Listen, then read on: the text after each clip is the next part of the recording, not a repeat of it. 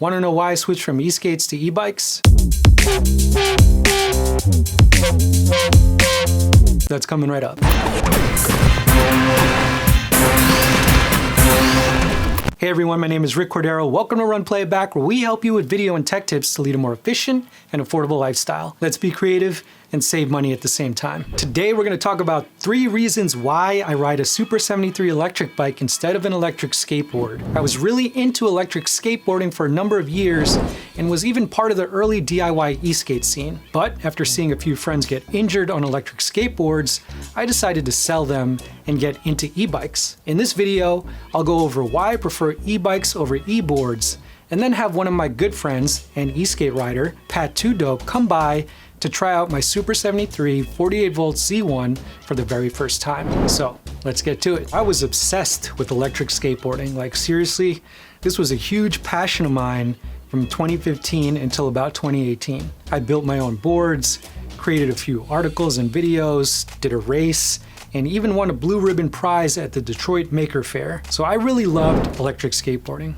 But once things got more powerful, the scene got saturated, and I began to see people getting hurt, I don't know, it just wasn't as exciting. And also impractical to use on the streets of Michigan where I live and commute. So that's when I decided to switch over to electric bikes instead. First, let's talk about practicality. The Super 73 Z1 fat tires are just much more practical for my commute than thin urethane wheels. And believe me, I've tried commuting on an e-skate many times, but there's just not enough smooth roads on these Michigan streets for it to feel comfortable. And speaking of comfort, an e-bike is simply easier to ride than an e-skate. I have a good amount of casual skating experience, but it still requires me to have an extremely heightened level of control. Riding an e-bike is essentially like riding a bike. You're less likely to fall because of the multiple points of contact. Oh yeah, and sharing your e-bike with others is much more accessible than putting someone who's never skated before on an e-skate. Next is performance. As far as top speed, many high-performance e-skateboards can easily outrun most e-bikes, but it's also not very safe. Like one bad pothole or bump in the road can be really bad. Now going 30 miles per hour on an e-bike is also not very safe, but there's a much better level of control that gives me a better peace of mind. Some of that comes from the suspension, which absorbs shocks that most e-skateboards can't do, and also the braking system. I've had issues in the past where my e-skate electronic brakes failed or locked up, which sent me flying to the ground. My Z1's upgraded hydraulic brakes aren't foolproof, but they are much more reliable than electronic brakes. And then finally, safety. So where I live, there's a few protected bike lanes, but not many. And generally my city is somewhat bike friendly, at least compared to other parts of Michigan, where cars just don't care about bikers. And while you can ride an e-skate on the roads, it's just not as practical as an e-bike, especially if you're commuting next to cars. Now, situational awareness is the #1 priority when you're riding in traffic, and that comes from your experience with your surroundings and how much control you have over your vehicle. With an e-bike, I just have way more situational awareness than I ever had with my electric skateboards. Now, don't get me wrong, plenty of people own several types of personal electric vehicles, e-bikes, e-boards, EUCs, you name it, one wheels, and that's fine. But for me, I prefer to choose one vehicle and get really good at that one vehicle. And based on my current lifestyle, I would place my own physical safety as top priority when choosing the best mode of transportation. But safety is usually dependent on the user. Those who have skated all their lives will feel much safer on an e-skate, while others would feel safer on a bike. But to each his own, as long as you ride safely and within your experience level. So now let's go meet up with my good friend, Pat 2 Dope, one of the most experienced skaters and e-skaters that I know, and have him try out the Super 73 Z1 electric motorbike for the very first time. What's up, Rick? What up, Pat? Doing, man? How you doing? I'm doing good. This is my Super 73 Z1, modified to 48 volts. Now, me and Patrick go way back from our electric skateboarding days. As you can see, he has the TSG Pass. I added a bunch of things to it, and we finally found some time to get together and to try to do a ride. Looking at the bike, it's slick. It's very slick. I like the tires, especially for these Michigan roads. That's one of the issues we were having with the boards. They were too low to the ground, and Michigan has terrible potholes, Yeah. which is why the helmet was necessary. How heavy is it? It's probably like maybe 80 pounds now. Yeah, the stock seat you didn't try, but it was a lot stiffer. Now this bike, you know, for folks maybe over 6 feet would be a little uncomfortable. Yeah, I was gonna say, like, I feel like I don't have to stand up. I don't have to adjust anything. Yeah. I feel like I could just ride. I mean, you know, I'm obviously much more on the shorter side, so it fits me fine. I think like the taller you are, the further back you sit. Yeah. So you're sitting back there. I'm usually sitting like a little bit closer. Okay. This is another thing that I think is an advantage over the electric skateboards, having a mirror. So some of this might look familiar to you, Pat. It does. You know, it's not quite the same parts as an electric skateboard, but you have the controller, the battery, and it's hidden away. That's the big thing that I always emphasize, is that it's all hidden inside of the seat. So you have this whole area right here wide open. And that's what I think is really the spirit of this particular model, the Z1, is that you don't see a battery hanging out here or here. You just don't know.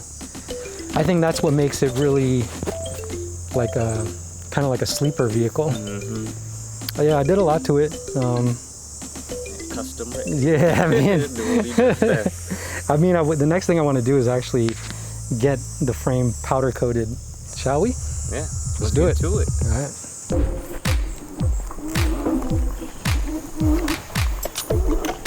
Got some torque to it. I'm feeling like it's really smooth, really comfortable. The torque on it is pretty. I feel like I have to get the hang of it, but no, I feel real comfortable. And honestly, I always find when I'm riding a bike that like it's never the right size for me, so this feels nice. And be able to go fast. Yeah, I definitely felt the shocks go into effect going off that curb too.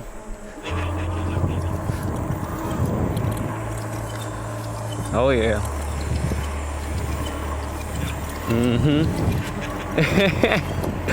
But like going up this hill, if I'm just pedaling, like I definitely feel the drag, but then you kick that in, you shoot up, you know, it's real nice. I have a lot of control too. I really feel these tires gripping these streets too. Yeah, you know, I'm not trying to go over every bump, but I feel these bumps and the bike is handling it well. It's nice. Then we got this nice path over here. Good scenery. This is good for, if you're not trying to get a workout, but you're trying to see stuff.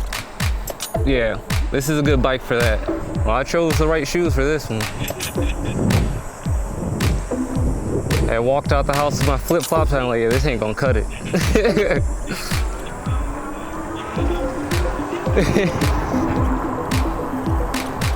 See, I like this.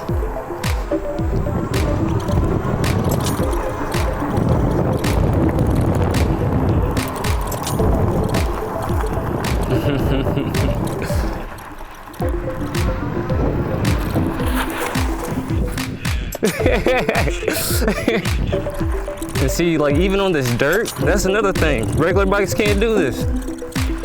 Like I am cruising. Oh yeah, I could do this all day, Rick.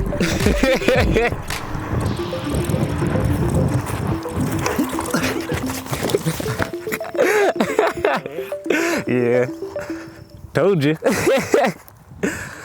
I feel like a kid again. And I like how you have this speedometer on it too. Know exactly how fast I'm going, how far I went. It even tells you when you're throttling. That's cool. Doing the e-board, you know, doing that was real fun, especially coming from the skateboard perspective, being able to go faster without exerting as much energy. And then just having a nice cool ride, going 40 miles per hour, you know. I really like that, but I lack the control that I had with skateboarding. And because of that, you know, you crash a lot more. The board wasn't really designed for the area, but this, you know, like I can maneuver. I feel free. Like, I probably, look, I would have my Bluetooth speaker, blasting music, having a good time. I can see why people are in motorcycle games. I wouldn't be on one. I'm not gonna lie, I got scarred from motorcycles. I was doing laundry, had just came out, laundry basket in hand. Saw my man's on a Harley, and he turned this corner and he slipped on some gravel. And he lost control.